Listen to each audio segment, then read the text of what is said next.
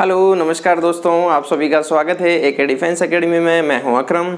हम पढ़ रहे थे अनुपात समानुपात R S. Agarwal book solution series. हमने अभी तक 60 क्वेश्चन कर लिए थे और पार्ट 4 के अंदर ये सारी चीज़ें पढ़ी थी। आज हम पढ़ेंगे पार्ट 5 61 को नंबर क्वेश्चन। तो आप कॉपी पेन उठा लीजिए साथ साथ में। चलिए शुरू करते हैं। पहला क्वेश्चन 61 कह रहा है एक धनराशि ABCD को क्रमशः 3, 4, 9, 10 के अनुपात में विभक्त किया गया है।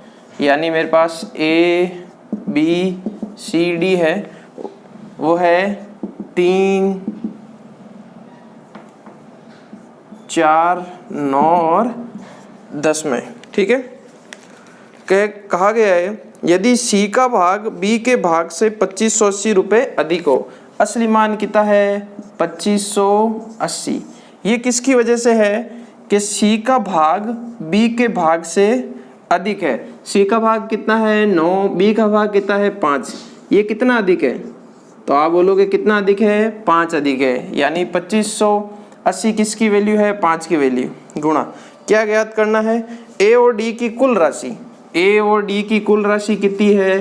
3 और 10। कुल राशि मेरी कितनी हो गई यहाँ पे? 13। तो असली मान किसकी वजह से है? क्या ज्ञात करना है? 5 से काटोगे तो आएगा 25, ये आएगा 16। 13 को इससे करोगे 13 छंग 78, 7, 13 और 7 20, 2, 3, 13 पंजे 65 और 67, यानी 6708 रुपये। Option C. चलिए बढ़ते हैं नेक्स्ट क्वेश्चन 62। वो क्वेश्चन सॉल्व कीजिए 62 आप।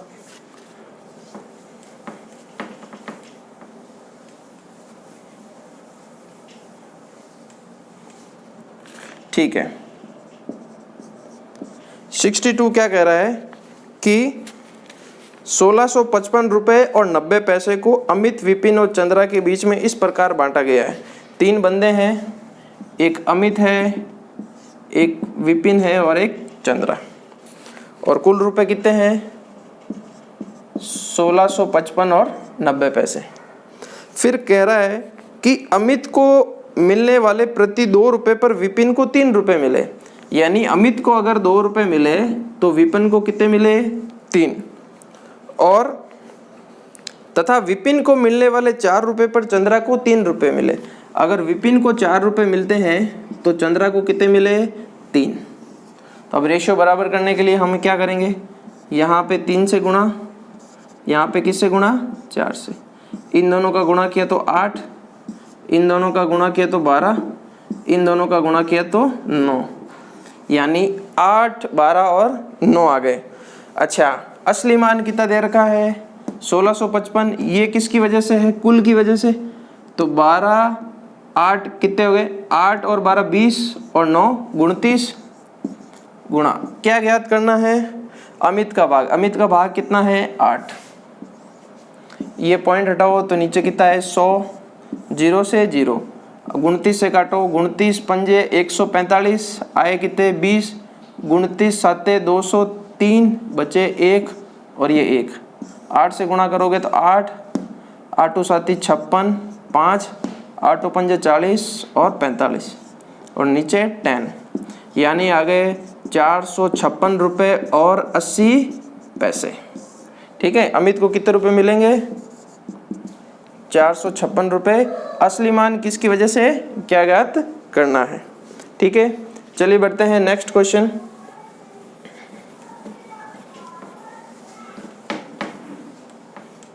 सिक्सटी 63 पढ़िए। कह रहा है एक व्यक्ति ने अपनी संपत्ति इस प्रकार से विभक्त की कि उसकी पत्नी, उसकी पुत्री तथा पत्नी के भाग तथा उसकी पत्नी और पुत्री के भाग प्रत्येक 3:1 के अनुपात में। तो मैं यहाँ पे लिख देता हूँ पुत्री, पत्नी और पुत्र है। पहला कह रहा है पुत्री और पत्नी। पुत्री और पत्नी का भाग कितना है? 3:1। फिर कह रहा है पत्नी और पुत्र का भाग। पत्नी और पुत्र का भाग भी कितना है? 3:1। इसको सॉल्व करेंगे तो यहाँ पे आएगा 1, यहाँ पे खाली स्थान है 3। इसको करोगे तो 9, 3, 1, यानी ये जो पैसा है वो 9, 3, 1 के अनुपात में बटेगा। अब कह रहा है यदि पुत्र को पुत्री से 10,000 रुपये कम मिले, यानी असली मान कितना है 10,000। ये 10,000 किसकी वजह से है? पुत्र को पुत्री से, पुत्र को मिला 1 रुपया, पुत्री को कितना मिला 9, तो कितने रुपए कम मिले? यहाँ पे अनुपातों में कितने रुपए मिले 8, तो असली मान 10,000 है। ये जो 10,000 है ये किसकी वजह से है? 8 की वजह से। गुणा क्या ज्ञात करना है? तो संपत्ति का कुल मूल्य बताओ। तो कुल संपत्ति कितनी हो गई? 9 और 3 12 और 1 13। 8 से काटोगे तो 8 एकम 8, 8 दूनी 16, 8 पंजे 40 0। 13 से करोगे 13 पंजे 65, 6, 13 दूना 26 और 6 32, 3 13 और 16, तो ये आए मेरे 16,250 रुपये। ठीक है, तो कुल संपत्ति का मूल्य कितना हो गया? 16,250 रुपये, ऑप्शन बी। चलिए बढ़ते हैं नेक्स्ट क्वेश्चन की ओर। 60, ये कौन सा था? ये 63 था। अब बढ़ते हैं 64 की तरफ। क्वेश्चन पढ़िए, आपकी स्क्रीन पे आ गया होगा और साथ साथ में सॉल्व करने की ट्राई भी करते रहें। 64 कह रहा है कि 750 रुपये को ABC में इस प्रकार बांटा गया है कि AB तो है 5:2 और BC है 7:13, तो A का भाग। बहुत छोटा सा सवाल है, तो आप ABC लिखेंगे। AB कितना दे रखा है? 5:2, BC कितना दे रखा है? 7:13। सॉल्व करेंगे तो यहाँ पे 2, इसके आगे 7, 7 तो पंजे कितना है? 35, 7 दूनी 14 और 13 दूना 26। ये ABC के अनुपात आ गए। असली मान कितना है? 750। ये 750 कुल है और यहाँ पे कुल कितना है? 5 4 9 15 और इसको जोड़ोगे तो आएगा 75। गुणा क्या ज्ञात करना है मुझे A का भाग निकालना है। A का मान यहाँ पे कितना है? 35। ये इससे बार 10 बार तो आया 350 रुपये। तो 64वें का आंसर आ गया अपना डी। आई होप समझ में आ गया होगा। चलिए बढ़ते हैं सवाल नंबर 65 नंबर पे। ठीक है, 65 नंबर क्या कह रहा है अपने को? कह रहा है कि 530 रुपये को ABC में इस प्रकार बांटा गया कि A को B से 70 रुपये अधिक मिले तथा B को C से 80 रुपये अधिक मिले। तो देखिए इस प्रकार के सवालों को कैसे करते हैं, ABC ले लेते हैं। ठीक है, कहा रहा है कि A को B से 70 रुपये और जो B को है वो C से भी 80 रुपये। तो मैं मान लेता हूँ कि भाई C को X रुपये मिले तो B को कितने मिले? C से 80 रुपये ज़्यादा, तो यानी ये कितना हो गया? 80 + X हो गया। ठीक है, फिर कहा गया है कि जो A है A को B से भी कितने रुपये ज़्यादा मिले? 70 रुपये ज़्यादा मिले। तो 80 में 70 जोड़ोगे तो कितना बन गया ये? यानी इसको मिले कितने? 150 + X मिले होंगे। भाई ये X रुपये था, 80 रुपये ज़्यादा था, यानी 80 + X। अब A को B से भी 70 रुपये, यानी 80 में 70 रुपये और जोड़ो तो कितने हो गए? ये हो गए तीनों ABC। और कह रहा है कि कुल मान इनका कितना है? ABC की कुल वैल्यू कितनी है? A + B + C की कुल वैल्यू है 530 रुपये। तो आप ABC की वैल्यू पुट कर दें यहाँ पे, तो 150 + X + 80 + X + X = कितना आया? 530। इसको आप जोड़ोगे, ये दोनों बने मेरे 230 और ये बना X X X कितना बना? 3X = 530। 230 इधर आएगा माइनस का, तो 530 में से घटाइए तो कितना बचा? 300। तो X की वैल्यू आ गई कितनी? 100। इसका मतलब C को कितने रुपए मिले थे? 100, B को 100 + 80 यानी 180 और A को 150 + 100 कितने हो गए? 250। अब पूछा गया है इन तीनों का अनुपात ज्ञात करो। तो देखो 0 से 0 और कटेगा नहीं ये, तो मेरा आ गया 25:1। 18:10। ये मेरा फाइनल आंसर आ गया। ठीक है, छोटा सा सवाल था। चलिए बढ़ते हैं नेक्स्ट क्वेश्चन की ओर। 66, ये अच्छा सवाल है, इसको सॉल्व कीजिए आप।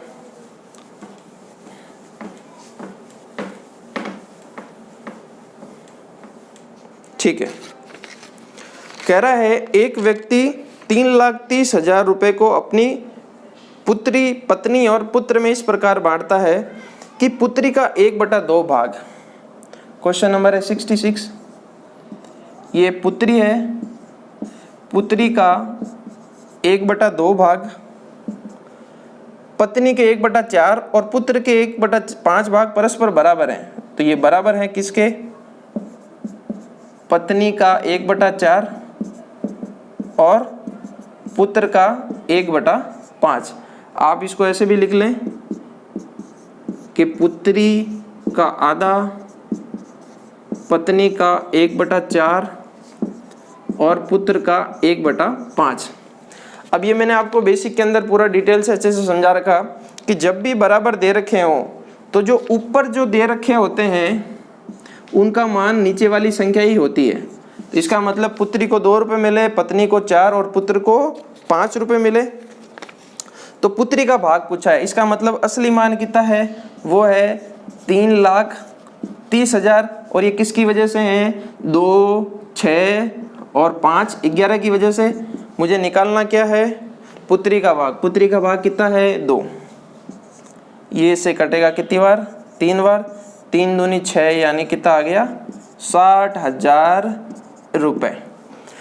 यहाँ पे आप देखिए बराबर का निशान जब भी होता है, एक बार फिर से बता देता हूँ, तो जो बटे में जो दे रखे थे वही उनका ओरिजिनल अनुपात होता है। तो ये 2:4:5। ठीक है, यानी पुत्री को 2, पत्नी को 4, पुत्र को 5 रुपये मिले। कुल कितने थे? 3,30,000। वो किसकी वजह से हैं? सब की वजह से। क्या ज्ञात करना था? पुत्री गुणा 2 से मल्टीप्लाई कर दिया। ठीक है, चलिए बढ़ते हैं नेक्स्ट क्वेश्चन 67।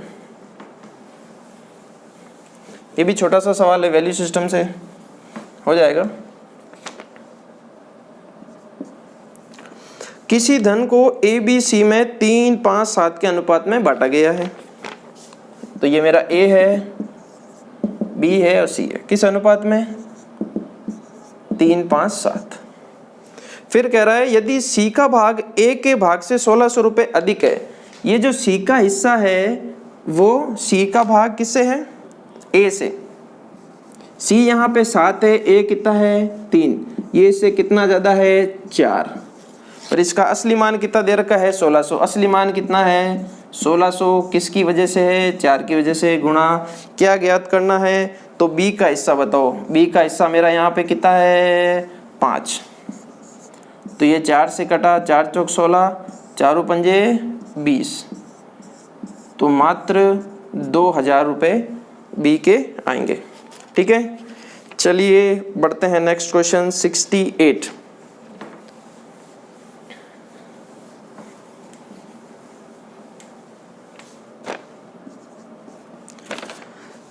कह रहा है एक व्यक्ति के खर्च और बचत का अनुपात 26:3 है।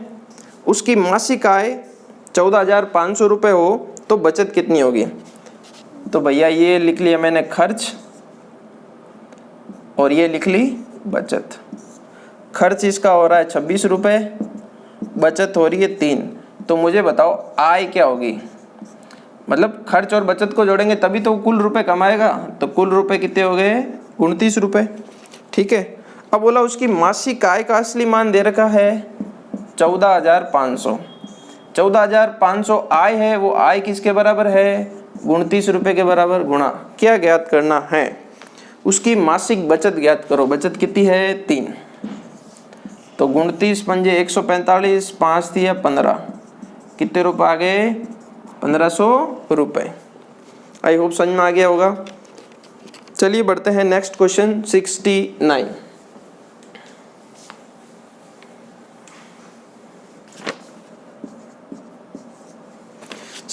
क्या कह रहा है? आप इसमें करेक्शन कर लीजिए। RS अग्रवाल में वो 1470 रुपये है। ठीक है, अगर वो 3,000 को समथिंग लिख रखा तो उसको 1470 कर लें।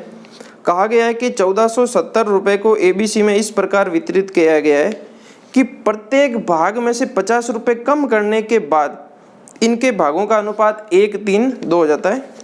तो जो 50 रुपये कम करने की बात क्या है वो समझते हैं। भाई मैं मान लेता हूँ ये A, B और C इनका कुछ ना कुछ अनुपात है, ठीक है, और इनका जो कुल योग है वो मेरे को दे रखा है 1470 रुपये, ये मेरे को कुल दे रखा है। फिर कह रहा है कि यदि इसमें से मैं 50 रुपये घटा लूँ, इसका कुछ भी मान होगा उसमें से 50 रुपये, इसका कुछ भी मान होगा इसमें से भी 50, इसका कुछ में भी 50 रुपये, तो मुझे बताओ मैंने कुल कितने रुपये घटाए।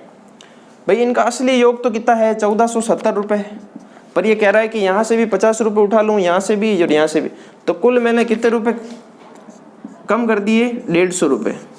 तो ये कितना बचा मेरा 1320 रुपये बचे। अब ये 1320 रुपये का अनुपात मुझे दे रखा है, वो दे रखा है 1:3:2।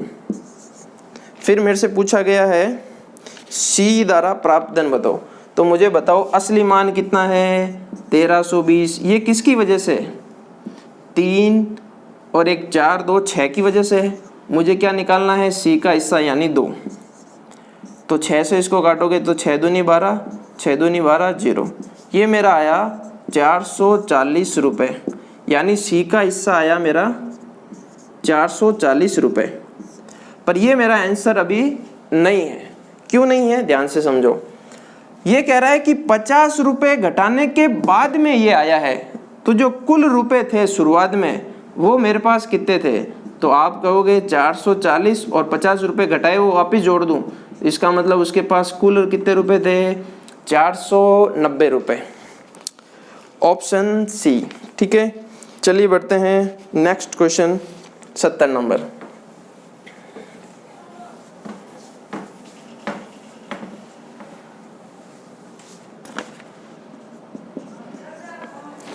सत्तर नंबर क्या कह रहा है कि 94 रुपये यानी 94 को मैं 2 भागों A तथा B में इस प्रकार विभक्त कर किया कि A के 5वें भाग तथा B के 8वें भाग का अनुपात 3:4 है।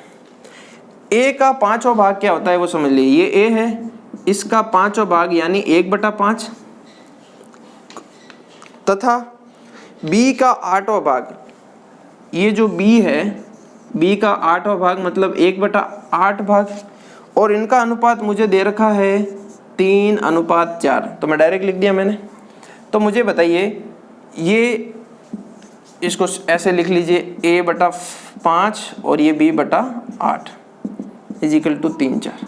अब आपको पता है ये बटे के बटे में है, ये चीज़ ऊपर जाएगी तो पलट जाएगी, तो ये आएगा A/5 और ये पलटेगा तो कितना आएगा 8B = 3 और 4।